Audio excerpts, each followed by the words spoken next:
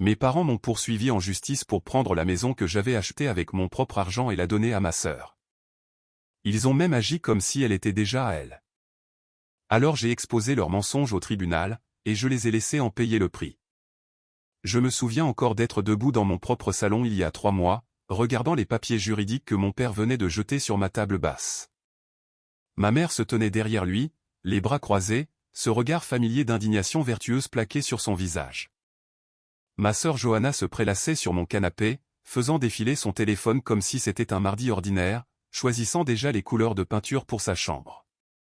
C'est ridicule, ai-je dit, ma voix stable malgré la rage qui montait dans ma poitrine. Vous ne pouvez pas me poursuivre pour une maison que j'ai achetée avec mon propre argent. Nous t'avons élevé, a répliqué ma mère. Nous avons tout sacrifié pour vous, les filles. Le moins que tu puisses faire est de partager ce que tu as avec ta sœur. Elle en a plus besoin que toi. Johanna n'a même pas levé les yeux de son téléphone. Elle a juste souri. Ce petit sourire suffisant qu'elle avait perfectionné en 32 ans d'enfant préféré.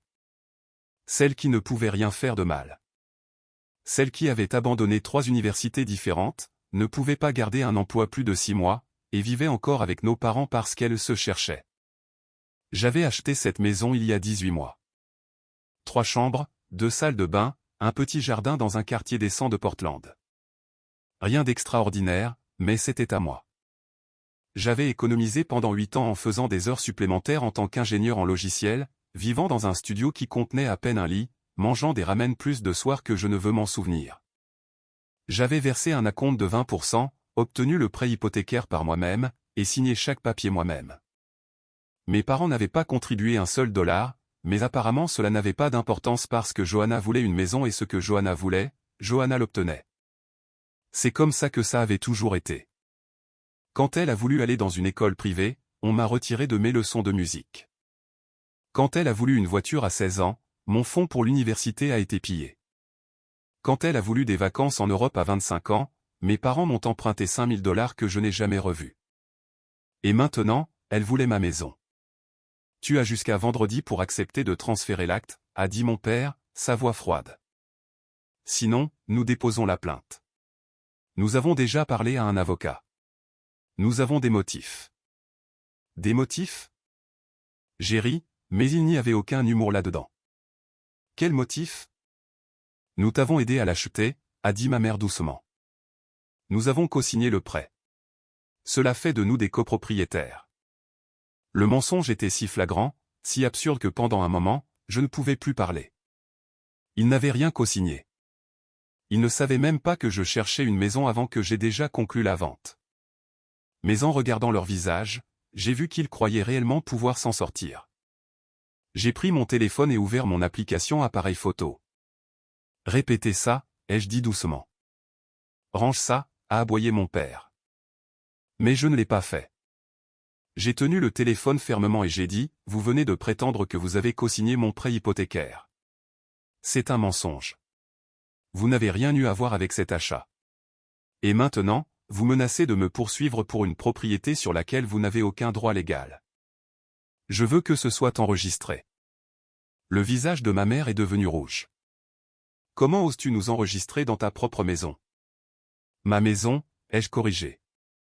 Et je commence à penser que vous devriez tous partir maintenant.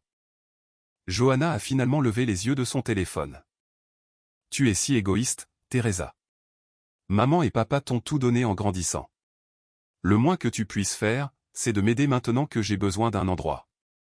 Tu as 32 ans, ai-je dit sèchement. Trouve un travail, paie un loyer quelque part comme un adulte normal. Tu vois. A dit ma mère en me montrant du doigt triomphalement. C'est exactement l'attitude dont nous parlons. Si égoïste, si ingrate. Nous ne t'avons pas élevé pour être comme ça. En fait, si. Ils m'avaient élevé pour être autonome parce qu'ils avaient consacré tout leur temps et leur argent à Johanna. Ils m'avaient appris que je ne pouvais compter sur personne d'autre que moi-même parce qu'ils avaient clairement indiqué que je n'étais pas leur priorité. Chaque réussite que j'avais obtenue, chaque objectif que j'avais atteint, je l'avais fait seul pendant qu'ils encourageaient ma sœur depuis les coulisses de sa médiocrité perpétuelle. Dehors, ai-je dit. Vous tous, maintenant. Nous reviendrons avec une plainte, a menacé mon père. Je l'attends avec impatience, ai-je répondu. Ils ont tenu leur promesse. Une semaine plus tard, un huissier s'est présenté à ma porte avec des documents judiciaires officiels. Mes parents me poursuivaient pour enrichissement sans cause et affirmaient qu'ils avaient un accord verbal leur donnant droit à la moitié de la propriété de ma maison. La plainte exigeait que je transfère 50% de la propriété à Johanna ou que je la vende et que je partage les bénéfices avec elle. J'étais assise à ma table de cuisine, lisant le dossier judiciaire, mon café refroidissant à côté de moi. Le document était étonnamment détaillé. Il prétendait m'avoir fourni un soutien financier tout au long de mes 20 ans, ce qui m'avait permis d'économiser pour la compte. Ils alléguaient m'avoir donné des conseils et de l'aide pendant le processus d'achat de la maison, ce qui constituait une contribution matérielle. Ils suggéraient même qu'ils avaient aidé aux réparations et à l'entretien après mon emménagement. Chaque affirmation était soit une fabrication complète, soit une distorsion grotesque de la réalité. Les 5 000 $ qu'ils m'avaient empruntés il y a 5 ans, ils les avaient recadrés comme un cadeau qu'ils m'avaient fait.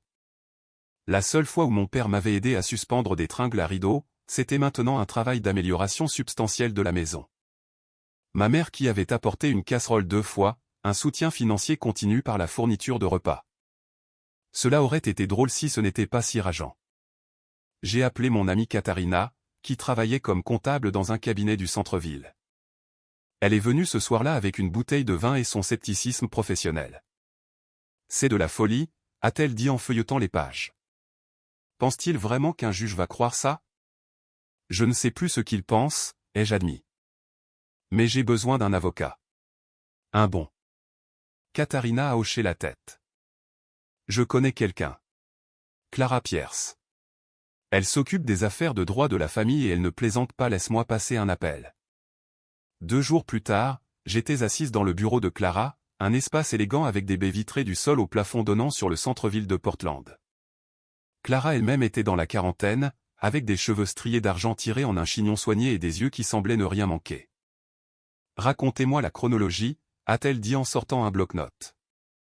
Je l'ai fait. J'ai commencé par mon enfance, expliquant la dynamique familiale et le statut favorisé de Johanna. J'ai détaillé chaque dollar que j'avais économisé, chaque promotion que j'avais obtenue, chaque sacrifice que j'avais fait pour me payer la maison. Je lui ai montré mes relevés bancaires remontant à 8 ans, prouvant l'accumulation constante d'économies. J'ai sorti les documents hypothécaires montrant que j'étais la seule emprunteuse et propriétaire. Ils n'ont pas co-signé? A demandé Clara. Ils n'étaient même pas sur la demande. La banque a les dossiers. Et ils prétendent vous avoir aidé financièrement. Le contraire, en fait. J'ai ouvert mon téléphone et lui ai montré mon historique Venmo. Voici les 5 000 qu'ils ont empruntés et jamais remboursés. En voici 2 000 autres il y a 3 ans. Voici 800 du Noël dernier quand ils ont dit qu'ils étaient à court pour leur facture d'électricité. L'expression de Clara n'a pas changé, mais j'ai vu son stylo bouger plus vite sur la page. Vous avez gardé des traces de tout ça. Je garde des traces de tout, ai-je dit. C'est juste comme ça que mon cerveau fonctionne. Chaque transaction, chaque conversation qui compte, chaque accord. J'ai des courriels, des textos, des virements bancaires, tout. Absolument tout. Clara s'est légèrement penchée en avant. Absolument tout. Pour la première fois, elle a souri. Alors nous allons les anéantir. Pendant ce temps, mes parents intensifiaient leur campagne. Ils se sont présentés à mon lieu de travail, provoquant une scène dans le hall jusqu'à ce que la sécurité les escorte dehors. Ils m'appelaient à toute heure, laissant des messages vocaux qui alternaient entre culpabilisation et menaces. Ma mère a laissé un message en pleurant sur la façon dont je déchirais la famille. Mon père en a laissé un disant qu'il s'assurait que tout le monde sache quel genre de fille j'étais vraiment. Mais le pire, c'était les réseaux sociaux de Johanna. Elle a commencé à publier des messages sur sa nouvelle maison. Elle a partagé des tableaux Pinterest de décoration de chambre et de rénovation de cuisine. Elle a posté des photos de ma maison actuelle, prises de la documentation du procès, avec des légendes comme « J'ai hâte d'emménager dans ma nouvelle maison et d'avoir enfin l'espace que je mérite ». Ses amis commentaient avec des félicitations. Certains lui ont même demandé l'adresse pour venir la voir une fois qu'elle aurait emménagé.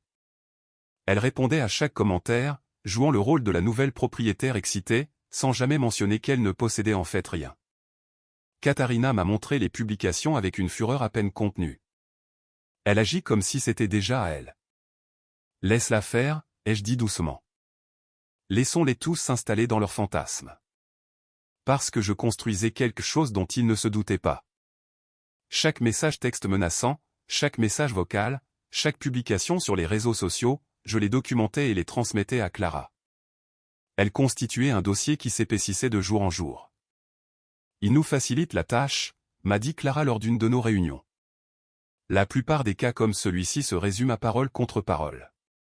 Mais vos parents créent un dossier documenté de harcèlement et de fausses déclarations, et votre sœur qui publie sur la maison comme si elle en était propriétaire. Ça va paraître très mal devant un juge. À quel point, ai-je demandé. Le sourire de Clara était acéré. Assez mal pour que nous déposions une demande reconventionnelle pour les frais de justice, la détresse émotionnelle et la diffamation. Quand nous aurons terminé, ils regretteront d'avoir jamais intenté ce procès. L'avocat de mes parents a envoyé des lettres de mise en demeure. Clara a répondu par des demandes de documentation pour chaque affirmation qu'ils avaient faite. Ils ne pouvaient pas produire de preuves de cosignature parce que cela n'était jamais arrivé. Ils ne pouvaient pas montrer de preuves de contribution financière parce qu'ils n'y en avaient pas. Tout leur dossier reposait sur leur parole contre la mienne. Mais j'avais plus que ma parole. J'avais 8 ans de dossier financier. J'avais des documents hypothécaires. J'avais des courriels de l'agent immobilier, du responsable des prêts, de l'inspecteur en bâtiment, tous montrant que j'avais géré l'achat entièrement seul. J'avais des messages textes où mes parents reconnaissaient explicitement que j'avais acheté la maison moi-même. Un message de ma mère envoyé juste après que j'ai conclu la vente disait « Félicitations pour ta nouvelle maison. Nous sommes si fiers que tu aies fait tout ça toute seule. » Clara l'a ajouté au dossier avec une satisfaction visible. L'audience préliminaire était fixée à 6 semaines plus tard. Pendant ce temps, mes parents ont tout essayé. Ils ont envoyé ma tante pour me culpabiliser. Ils ont fait appeler mon cousin pour plaider l'unité familiale. Ils ont même fait en sorte que leur prêtre me contacte pour parler de pardon et de partage. J'ai dit à chacun d'eux la même chose, on se voit au tribunal. Le harcèlement s'est intensifié à l'approche de la date du procès. Mes parents ont commencé à passer devant ma maison à des heures indues. J'ai installé des caméras de sécurité et je les ai surpris en vidéo en train de regarder par les fenêtres, d'essayer les poignées de porte, et même d'essayer d'utiliser ce qui ressemblait à une vieille clé qu'ils pensaient pouvoir encore fonctionner. Ce n'était pas le cas. J'avais changé toutes les serrures le lendemain du jour où ils m'avaient jeté les papiers du procès. Mais les regarder essayer était instructif. Clara a adoré les images de sécurité. Ils établissent un modèle de violation des limites, a-t-elle dit. Continuez à tout enregistrer. C'est ce que j'ai fait. J'ai enregistré ma mère se présentant à mon immeuble de bureau 3 fois de plus, une fois avec Johanna. Elles avaient essayé de passer la réception, prétendant qu'il s'agissait d'une urgence familiale. Ma collègue Jessica avait filmé toute la scène sur son téléphone lorsque la sécurité est intervenue. Ma mère criant que j'étais une fille ingrate. Johanna pleurant des larmes de crocodile sur la façon dont j'avais volé son avenir, les gardes de sécurité les guidant physiquement vers la sortie. C'est de l'or, a dit Clara quand je lui ai montré la vidéo de Jessica. Mais c'est aussi inquiétant. Avez-vous envisagé une ordonnance restrictive? Est-ce que cela nuira au procès? Cela l'aidera. Cela montre que vous êtes la partie raisonnable qui essaie de se protéger de leur escalade. Nous avons demandé une ordonnance restrictive temporaire cette même semaine. Le juge l'a accordée immédiatement après avoir examiné les images de sécurité et le journal des messages de harcèlement. Mes parents ont reçu l'ordre de rester à au moins 500 pieds de ma maison et de mon lieu de travail. Ils l'ont violée en 48 heures. Ma caméra de sonnette a surpris mon père marchant jusqu'à ma porte d'entrée et y laissant une enveloppe scotchée. À l'intérieur se trouvait une lettre manuscrite de ma mère, 6 pages de culpabilité, de manipulation et de menaces. Elle écrivait sur la douleur que je leur causais, sur la souffrance de Johanna à cause de mon égoïsme, sur le fait que la famille ne me pardonnerait jamais si je ne faisais pas ce qu'il fallait. La lettre contenait également une nouvelle menace. Si je ne retirais pas mes demandes reconventionnelles et n'acceptais pas de donner la maison à Johanna, il dirait à tout le monde dans notre famille élargie que je leur avais volé de l'argent au fil des ans. Il s'assurerait que mes grands-parents, cousins, tantes et oncles sachent tous quelle voleuse et menteuse j'étais. J'ai photographié chaque page et l'ai envoyée à Clara. Violation d'ordonnance restrictive, intimidation de témoins, et maintenant menace de diffamation, a dit Clara. Ils s'enterrent eux-mêmes. Déposer une plainte à la police pour la violation. Je l'ai fait. L'agent qui a répondu était sympathique, surtout après que je lui ai montré le modèle de comportement. Il a pris des copies de tout et m'a dit que le procureur du district poursuivrait probablement des accusations pour la violation de l'ordonnance restrictive. Vos parents prennent beaucoup de mauvaises décisions, a-t-il dit avec précaution. Ça a été vrai toute ma vie, ai-je répondu. Pendant que la plainte pénale suivait son cours, je me suis concentré sur la préparation du procès civil.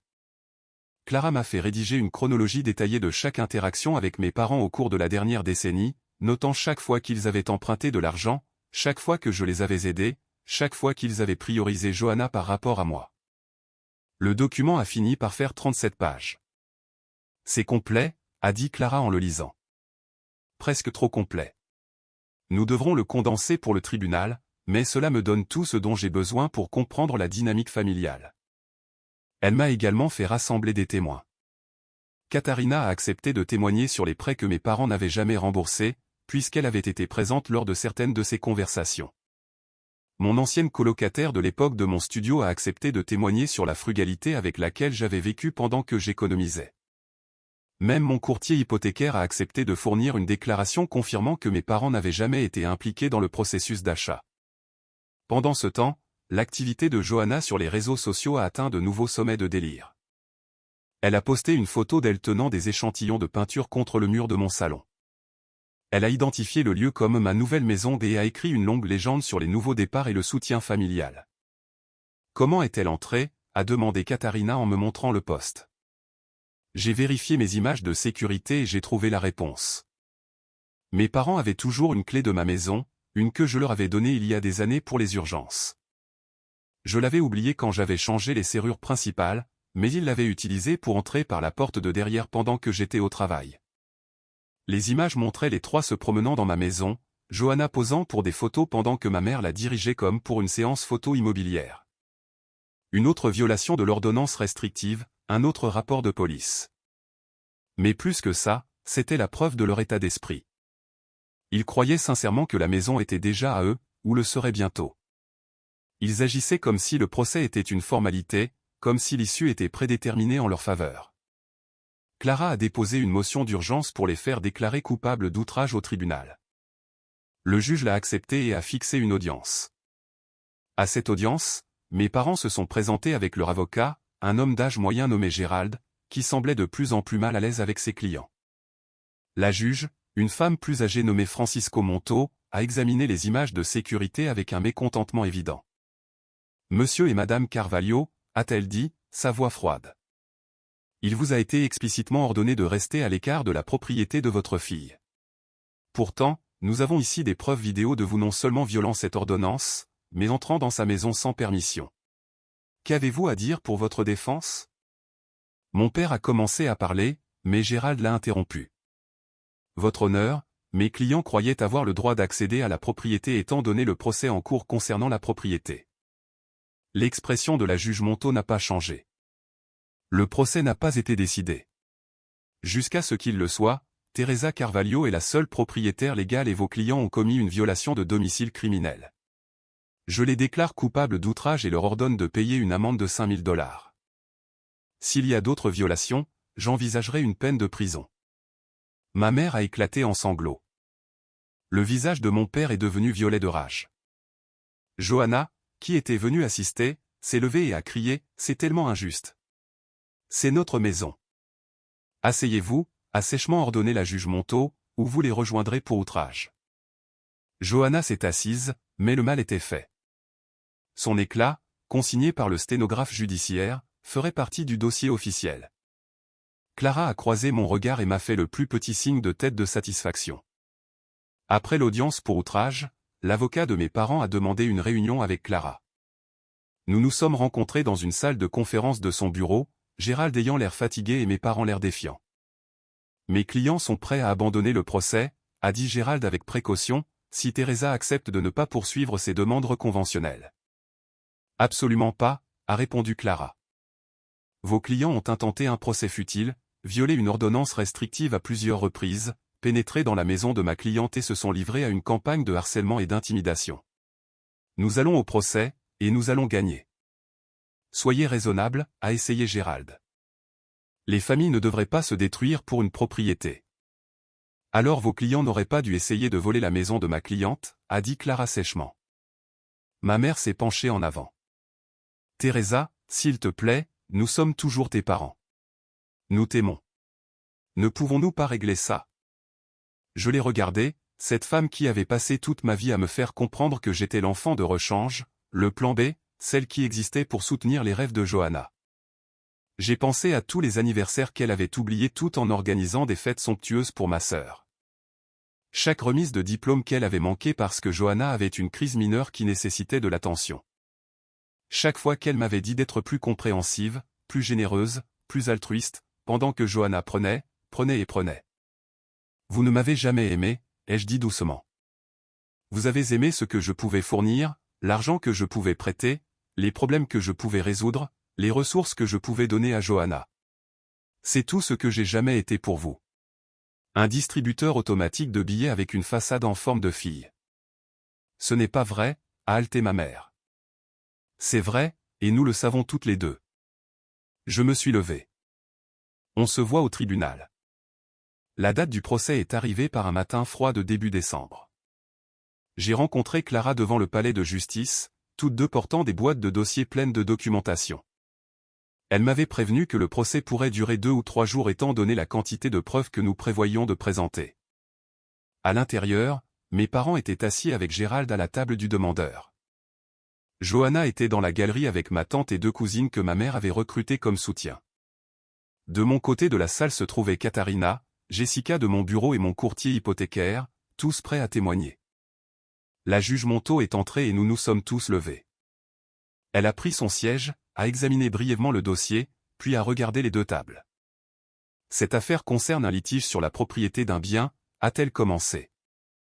Les demandeurs, Domingo et Beatrice Carvalho, affirment avoir un intérêt de propriété dans le bien situé au 2847 Northeast Morrison Street, actuellement titré uniquement à la défenderesse, Teresa Carvalho.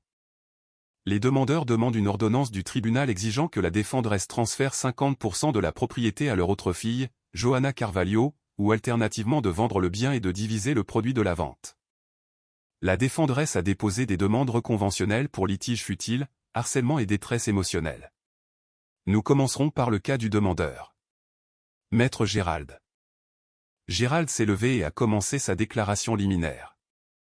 Il a brossé le tableau de parents dévoués qui avaient tout sacrifié pour leur fille, qui avaient soutenu Teresa financièrement tout au long de ses 20 ans, et qui avaient une attente raisonnable de partager les bénéfices de la maison qu'il l'avait aidé à acheter. Il a qualifié le procès de simple litige sur un accord familial verbal que Teresa essayait maintenant d'éviter. C'était très sympathique, très émotionnel, et complètement déconnecté de la réalité. Puis Clara s'est levée pour ma déclaration liminaire. Votre honneur, cette affaire concerne le droit indu, pas l'équité. Les demandeurs n'ont apporté aucune contribution financière à l'achat de la propriété en question. Ils n'ont pas cosigné le prêt hypothécaire. Ils n'ont pas fourni la compte. Ils n'ont pas aidé avec les frais de clôture. Ce qu'ils ont fait, c'est emprunter des milliers de dollars à mademoiselle Teresa Carvalho au fil des ans, argent qu'ils n'ont jamais remboursé. Ce qu'ils ont fait, c'est donner la priorité à leur fille aînée Johanna tout au long de la vie de Teresa, lui fournissant un soutien financier tout en s'attendant à ce que Teresa soit autonome. Et ce qu'ils font maintenant, c'est tenter d'utiliser le système judiciaire pour prendre une propriété à laquelle ils n'ont aucun droit légal, simplement parce qu'ils croient que leur fille leur doit quelque chose pour les responsabilités parentales de base qu'ils n'ont pas remplies adéquatement. Elle a fait une pause, laissant cela s'imprégner.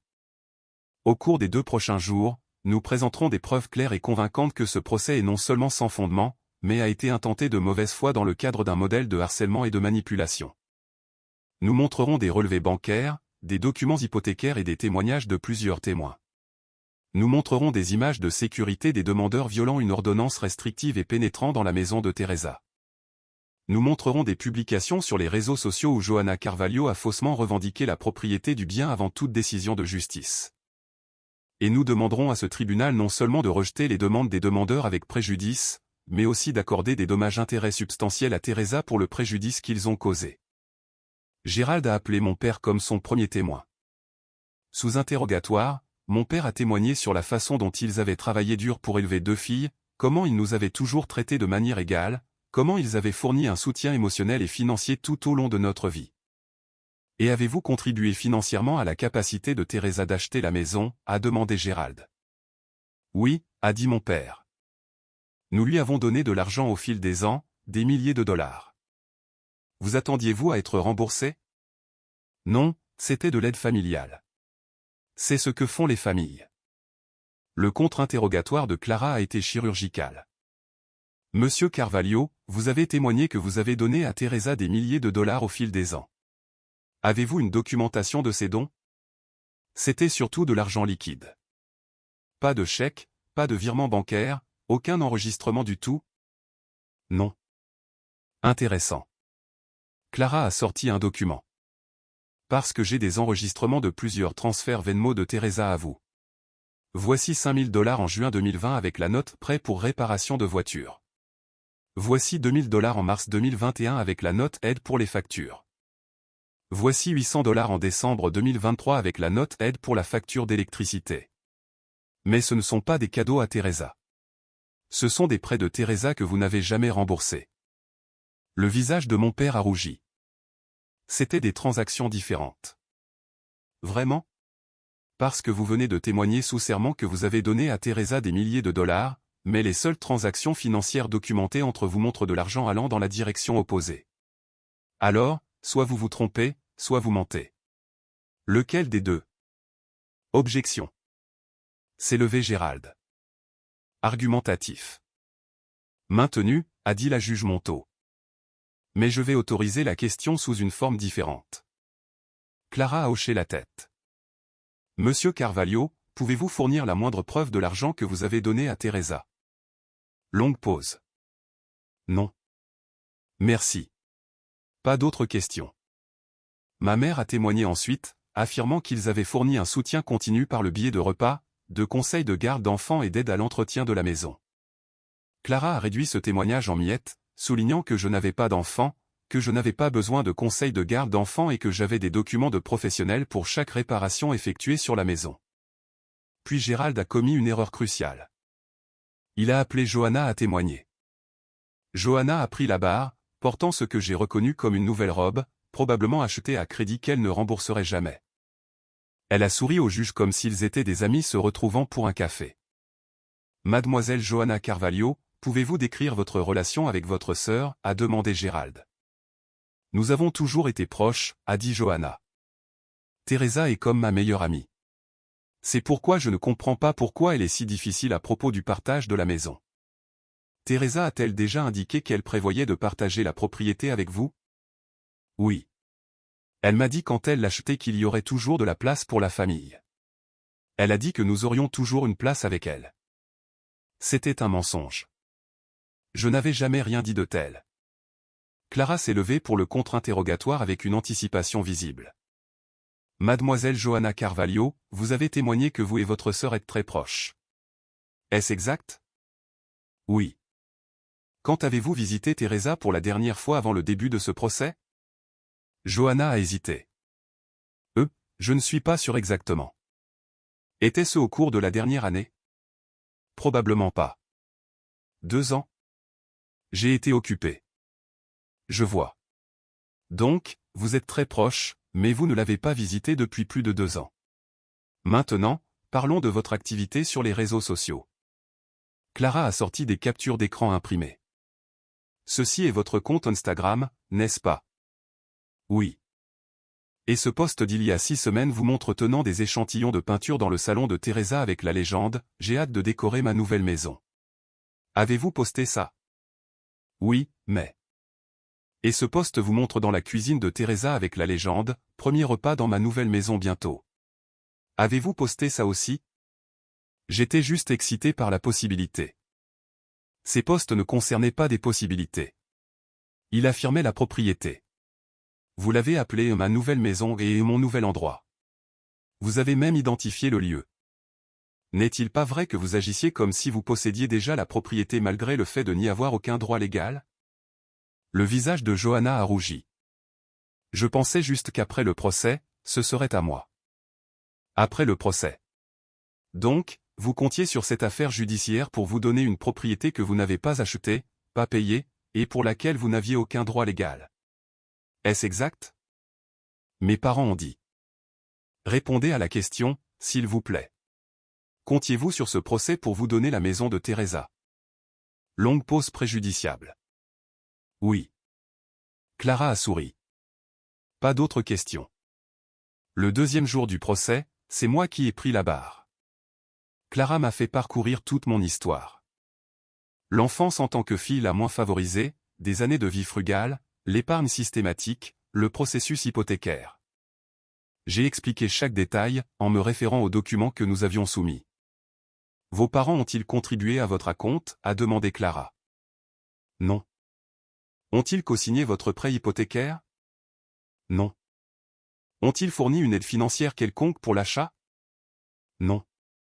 Le contraire, en fait.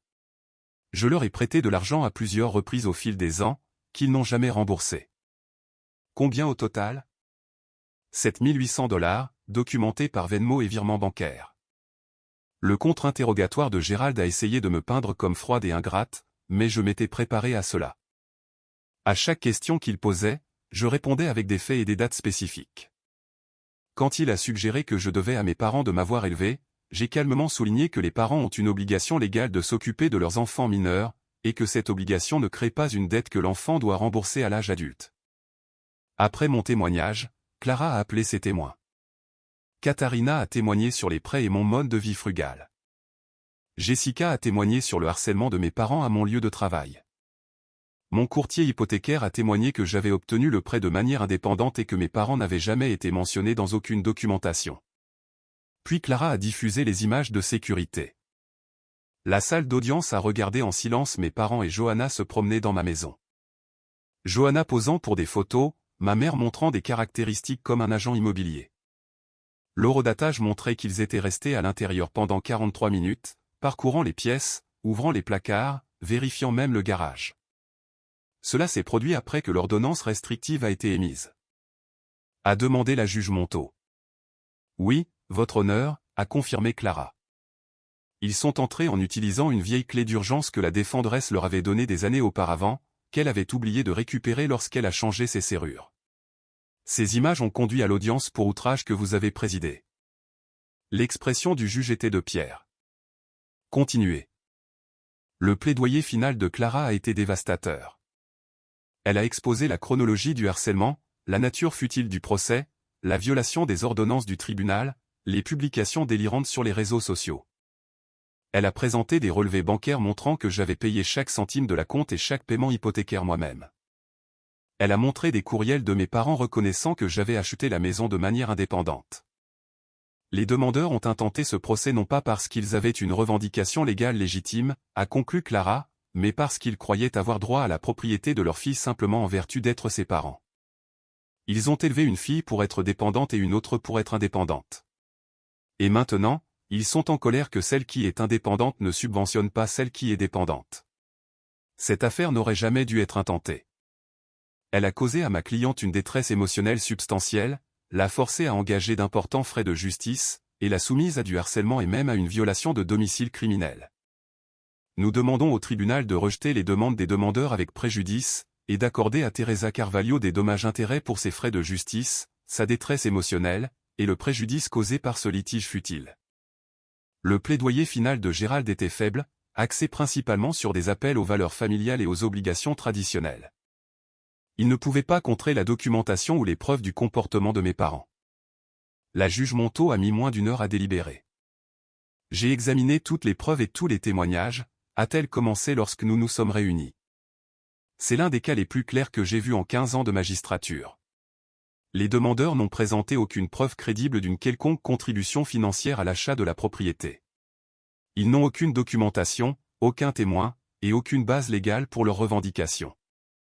Ce qu'ils ont, c'est un sentiment de droit sur les biens de leur fille et une volonté d'utiliser à mauvais escient le système judiciaire pour essayer d'obtenir une propriété à laquelle ils n'ont aucun droit. Ma mère a commencé à pleurer bruyamment. La juge Monteau l'a ignoré.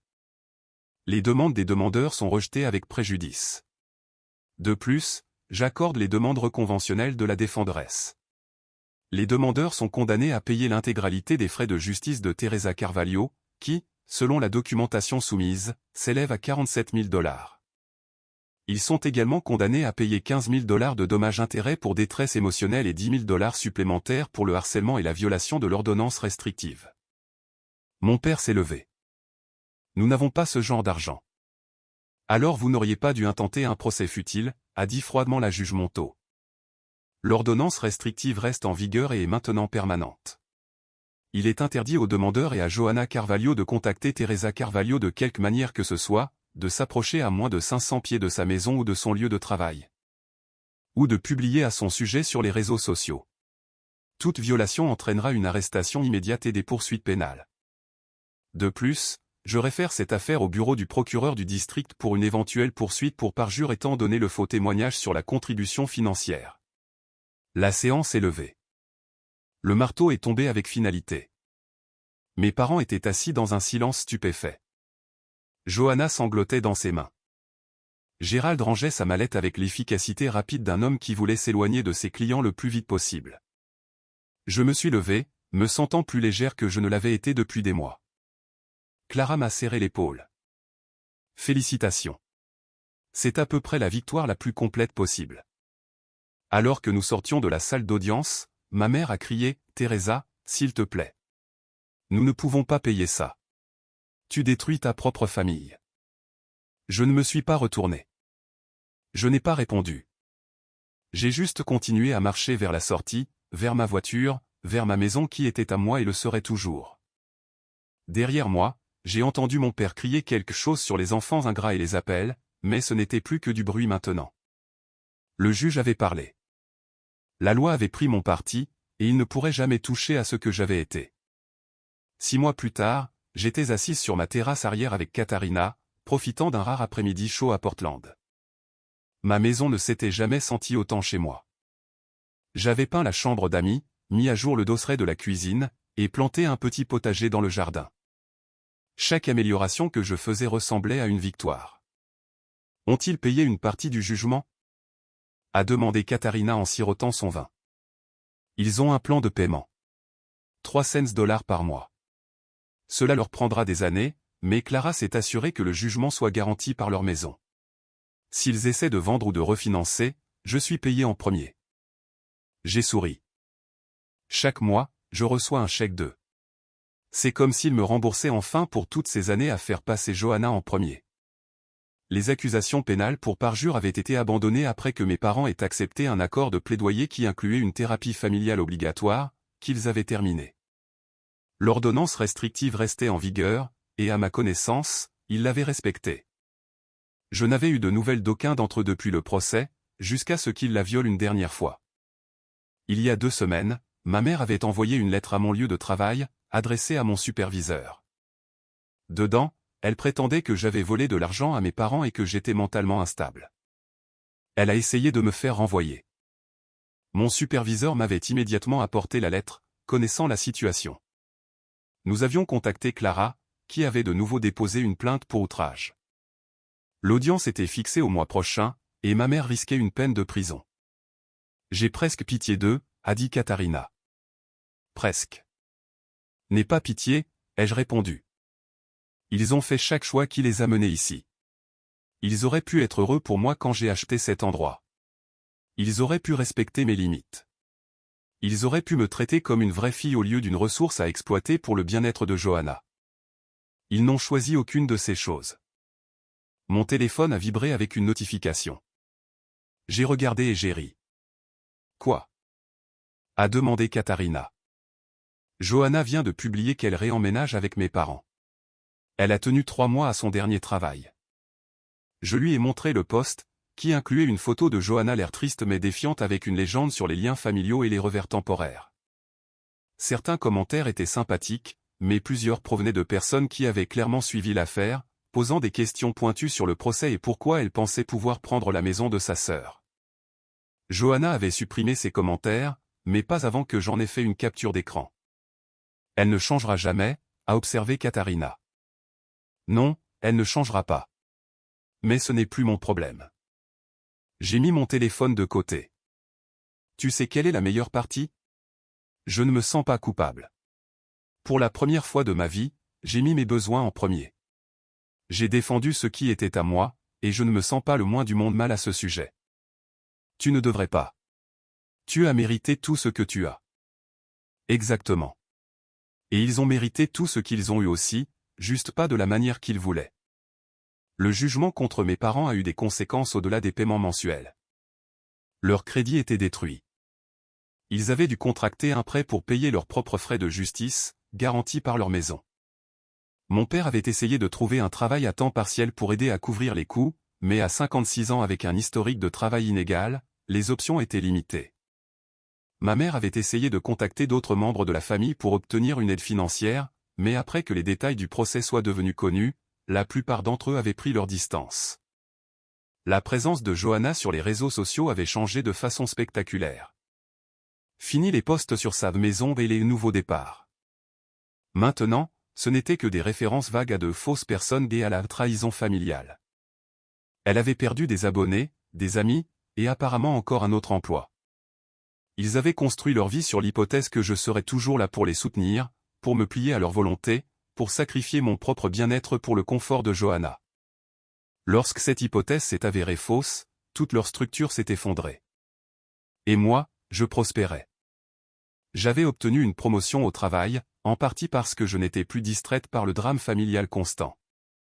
J'avais commencé à sortir avec quelqu'un que j'avais rencontré dans un groupe de randonnée, une femme qui respectait les limites et comprenait le concept de succès mérité. J'investissais dans ma maison, ma carrière et mon avenir. Chaque jour que je vivais dans la maison pour laquelle j'avais si durement travaillé était un rappel que j'avais gagné, non seulement le procès, mais quelque chose de plus grand. J'avais gagné mon indépendance. J'avais gagné mon respect de moi-même. J'avais gagné le droit de vivre ma vie selon mes propres termes, sans le poids de leurs attentes et de leurs exigences.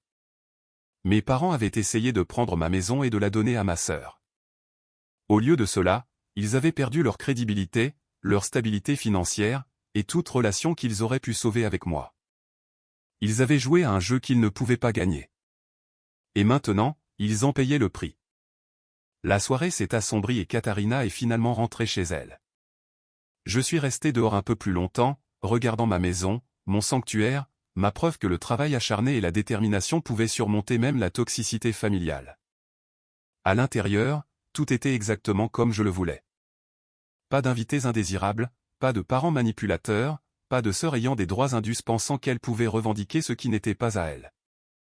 Juste moi, mon espace, et la satisfaction de savoir que parfois, la justice prévaut réellement. Ils avaient essayé de détruire ce que j'avais construit. Au lieu de cela, ils se sont détruits eux-mêmes. Et j'étais parfaitement d'accord avec ça.